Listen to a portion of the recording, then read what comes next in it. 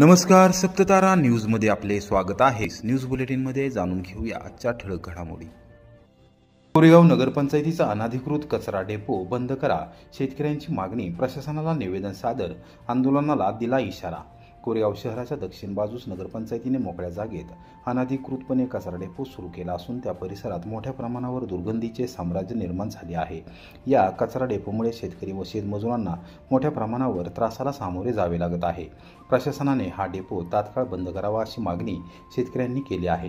गुरुवारी दुपारी 4 वाजता कोरेगावच्या मध्यवर्ती प्रशासकीय इमारतीत तहसीलदार डॉक्टर संगमेश कोडे आणि प्रांताधिकारी कार्यालयातील प्रभारी नायब तहसीलदार रणजित जाधव यांना शेतकऱ्यांनी निवेदन सादर केले आणि वस्तुस्थिती निदर्शनास आणून दिली। नगरपंचायतीच्या बेकायदेशीर कचरा डेपोजवळ केंद्रीय आश्रमशाळा, सद्गुरू परब्रह्म गोपालनाथ महाराज शासकीय औद्योगिक प्रशिक्षण संस्था असून शेतकऱ्यांसह विद्यार्थ्यांना त्याचा मोठा त्रास सहन करावा लागत आहे। कचरा डेपोच्या दुर्गंधीमुळे शेतकरी शेतात जाऊ शकत नाही, त्याचबरोबर शेतमजूर आणि रोजंदारी कामगार कामावर येत नाहीत। शेतातील विहिरी आणि कूपनलिकांचे पाणी दूषित झाले आहे। पिण्यासाठी हे पाणी वापरले जात असल्याने साथीचे रोग पसरण्याची देखील शक्यता आहे। कचरा डेपोपासून नगरपंचायतीची पाणीपुरवठा योजनेची विहीर देखील जवळच आहे, तिथे देखील हा त्रास होत आहे। शेतकऱ्यांबरोबरच पशुपालकांना भटक्या कुत्र्यांच्या त्रासाला सामोरे जावे लागत आहे। त्यामुळे प्रशासनाने या विषयात लक्ष घालून तातडीने कारवाई करावी। कचरा डेपो सुरू करत असताना नगरपंचायतीने कोणत्याही प्रकारचा नाहरकत दाखला घेतलेला नाही, त्यामुळे नगरपंचायत प्रशासन सर्वसामान्यांच्या आरोग्याशी खेळत असल्याचा आमचा आरोप असल्याचे त्यांनी सांगितले।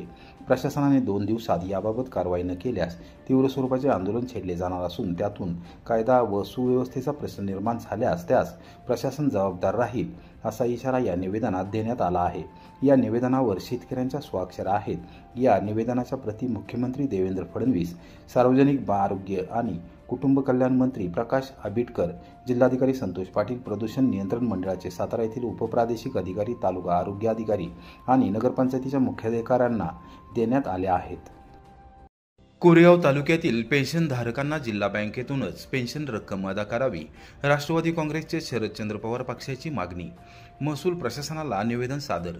संजय गांधी निराधार व स्वावलंबन योजनेअंतर्गत असणाऱ्या पेन्शनधारकांवर कोरेगाव तालुक्यात महसूल प्रशासनाकडून अन्याय केला जात आहे। सुमारे 60% पेन्शनधारकांची पेन्शन रक्कम अन्य बँकांकडून वर्ग केली जात आहे।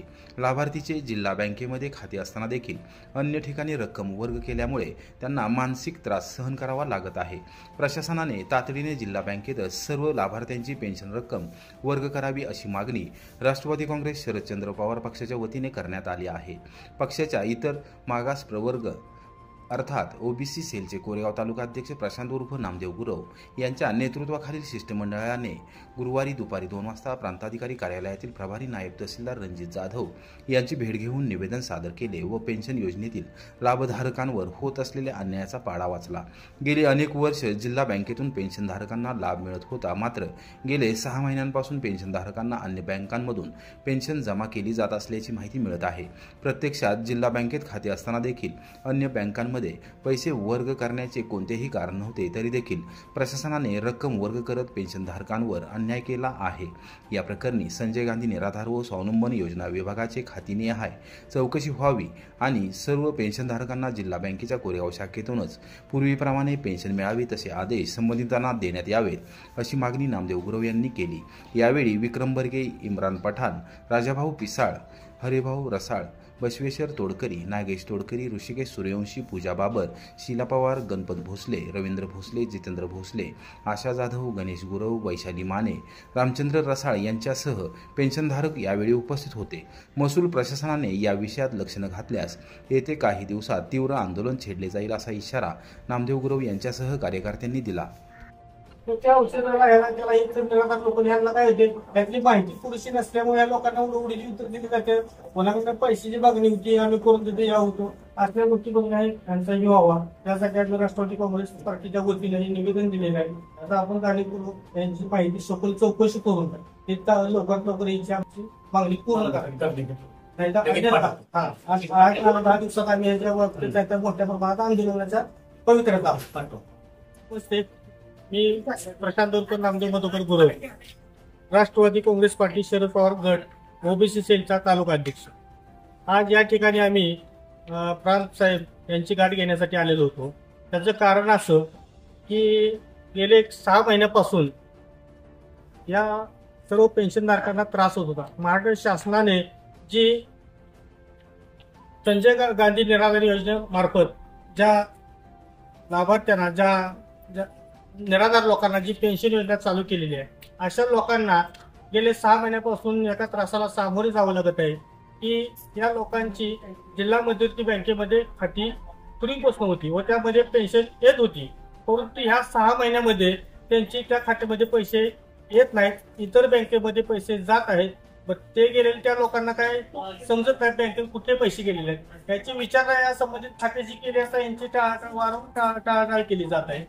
या लोकांना कोण विचारत नाही. यासाठी आम्ही आज प्रांत साहेबांची गाठ घेतली की पूर्वीप्रमाणे यांचे जिल्हा मध्यवर्ती बँकेत पैसे आले पाहिजेत व ज्या माणसांची खाती दुसऱ्या अन्य कोणत्याही बँकेचं खातं नाही अशा लोकांना 6 महिन्यांनी पेन्शन नाही. त्यामुळे त्यांच्या वरच्या पाचा प्रश्न निर्माण झालेला आहे.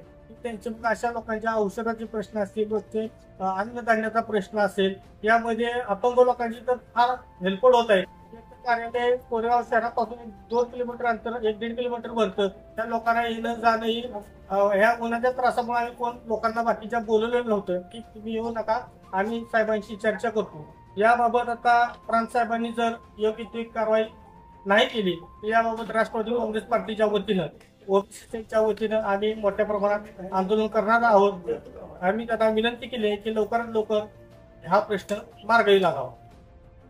नवीन महाबळेश्वरसाठी प्रकल्पासाठी विशेष नियोजन प्राधिकरण म्हणून रस्ते विकास महामंडळाची नियुक्ती. 4 तालुक्यातील 529 गावांचा समावेश. सातारा जिल्ह्यातील महाबळेश्वर या थंड हवेच्या ठिकाणच्या शेजारीच कोयना बॅकवॉटरला लागून असलेल्या नवीन महाबळेश्वर गिरीस्थान प्रकल्पात आणखी 294 गावांचा समावेश करण्यास राज्य सरकारने मान्यता दिली आहे. त्यामुळे आता महाराष्ट्र राज्य रस्ते विकास महामंडळ अर्थात MSRDC आता महाबळेश्वर, पाटण, सातारा व जावली या तालुक्यातील 529 गावांसाठी विशेष नियोजन प्राधिकरण म्हणून काम करणार आहे. मुंबईत मंत्रालयातून गुरुवारी दुपारी 3 वाजता या संदर्भातील माहिती मिळाली. यापूर्वी नवीन महाबळेश्वर गिरीस्थानमध्ये समाविष्ट केलेल्या 235 गावांच्या अधिसूचित क्षेत्रानजीक असलेल्या आणखी 294 गावांचाही या प्रकल्पात समावेश करण्यात आला आहे. या 294 गावांचे एकूण क्षेत्रफळ 94,404 हेक्टर म्हणजेच 944 चौरस किलोमीटर एवढे आहे. तर यापूर्वीच्या 235 या गावांचे एकूण क्षेत्र 1,15,300 हेक्टर एवढे आहे. या नव्या प्रस्तावाला मान्यता मिळाल्याने सातारा जिल्ह्यातील 529 गावातील 2,09,700 हेक्टर म्हणजेच तब्बल 2,097 चौरस किलोमीटर क्षेत्रासाठी MSRDC नियोजन प्राधिकरण काम करणार आहे. आता MSRDC कडून या भागाचा विकास आराखडा बनवण्याचे काम लवकरच सुरू केले जाणार आहे, असे मंत्रालयातील या विषयाशी संबंधित असलेल्या अधिकाऱ्यांनी सांगितले. जावली तालुक्यातील 49, पाटण तालुक्यातील 193 आणि सातारा तालुक्यातील 52 गावात असे एकूण सातारा जिल्ह्यातील 235 गावातील 1153 चौरस किलोमीटर क्षेत्रफळावर हे गिरीस्थान उभारण्यासाठी प्रारूप विकास आराखडा यापूर्वीच नागरिकांच्या सूचना हरकतींसाठी MSRDCने जाहीर केला होता. त्यावर सुनावणी देखील पूर्ण झाली आहे. तो लवकरच अंतिम केला जाणार आहे. या 235 गावांमध्ये ropeway, घाटमाता railway, cycle track, फर्निक्युलर railway यांच्या विकासासह टुरिस्ट पॅराडाईज, पर्यटन आणि निसर्ग संपदा विकास केंद्र प्रस्तावित केले आहे. त्यातून भागातील पर्यटनाला चालना देण्याचा राज्य सरकारचा प्रयत्न आहे, अशी माहिती या अधिकाऱ्यांनी दिली. आदर्की येथील खुनाच्या गुन्ह्यातील फरारी आरोपीच्या शोधासाठी लोणंद पोलिसांनी जाहीर केले 1 लाखांचे बक्षीस. आदर्की खुर्द तालुका फलटण गावच्या हद्दीत आदर्की बुद्रुक ते आदर्की खुर्द जाणाऱ्या रस्त्यावर आपली बदनामी केल्याचा संशय घेऊन त्याचा राग मनात धरला. त्यातून दुचाकीला 4 चाकी गाडीने धडक देऊन खाली पडल्यावर कोयत्याने वार करून रत्नशिव संभाजी निंबाळकर राहणार आदर्की खुर्द यांचा खून केल्याच्या प्रकरणातील फरारी आरोपी दत्तात्रय उर्फ काका व्यंकट निंबाळकर राहणार आदर्की खुर्द तालुका फलटण याची माहिती देणाऱ्यास लोणंद पोलिसांच्या वतीने 1 लाख रुपयांचे बक्षीस जाहीर करण्यात आले आहे. याबाबतची माहिती पोलिसांनी गुरुवारी सकाळी 11 वाजता दिली. फरारी आरोपी दत्तात्रय निंबाळकर याचा शोध घेण्यासाठी लोणंद पोलिसांनी विविध पथके तयार केली असून तांत्रिक माहितीच्या आधारे त्याचा शोध घेत आहेत. दत्तात्रय निंबाळकर याचे वय 42 असून उंची 6 फूट आहे. रंग सावळा, बांधा मजबूत, वजन 90 किलो आहे. केस फौजी गट तर नोकरी आर्मीमधून पळून आला आहे। याबाबत कोणास माहिती असल्यास लोणंद पोलिसांशी संपर्क करावा असे आवाहन लोणंदचे सहाय्यक पोलीस निरीक्षक सुशील भोसले यांनी केले आहे। दिनांक 12 मार्च रोजी दत्तात्रय उर्फ काका व्यंकट निंबाळकर राहणार आदरकी खुर्द तालुका फलटण याच्या प्रेम संबंधाबाबत गावात रत्नशिव निंबाळकर यांनी बदनामी केली आहे असा संशय घेत त्याचा राग मनात धरून विनोद राक्षे राहणार आदरकी खुर्द याच्याशी संगनमत करून रत्नशिव संभाजी निंबाळकर याचा खून करण्याच्या उद्देशाने प्रथम त्यांच्या ॲक्टिवा दुचाकीला इर्टिका कारने पाठीमागून जोरदार धडक देऊन रत्नशिव निंबाळकर यांना खाली पाडले। खाली पडल्यावर त्यास विनोद महादेव राक्षे याने धरून ठेवले। दत्तात्रय उर्फ काका निंबाळकर याने कोयत्याने हातावर डोक्यावर वार करून त्यास गंभीर जखमी करून त्याचा खून केला होता। याबाबत लोणंद पोलीस ठाण्यात कमलेश संभाजी निंबाळकर यांच्या फिर्यादीवरून दत्तात्रय उर्फ काका व्यंकट निंबाळकर विनोद महादेव राक्षे दोघे राहणार आदरकी खुर्द यांच्या विरुद्ध खुनाचा गुन्हा दाखल करण्यात आला होता। या खून प्रकरणी विनोद महादेव राक्षे याला पोलिसांनी अटक केली होती, तर मुख्य संशयित आरोपी दत्तात्रय उर्फ काका निंबाळकर फरार आहे। त्याचा शोध लोणंद व सातारा जिल्हा पोलीस घेत आहेत, परंतु तो मिळून येत नाही। त्यासाठी त्याच्या शोधार्थ विविध पथके तयार करण्यात आली आहेत। दत्तात्रय निंबाळकर याच्या ठाव ठिकाणाविषयी काही माहिती असल्यास ती माहिती लोणंद पोलिसांना द्यावी। माहिती देणाऱ्याचे नाव गोपनीय ठेवण्यात येणार आहे। त्याला 1 लाख रुपयांचे बक्षीस देण्यात येईल अशी माहिती सुशील भोसले यांनी दिली। शासकीय कामात अडथळा आणल्यावरून कोरेगावात 2 जणांच्या विरोधात गुन्हा दाखल। नगरपंचायत प्रशासनाच्या फिर्यादीवरून पोलिसांनी दाखल केले गुन्हे।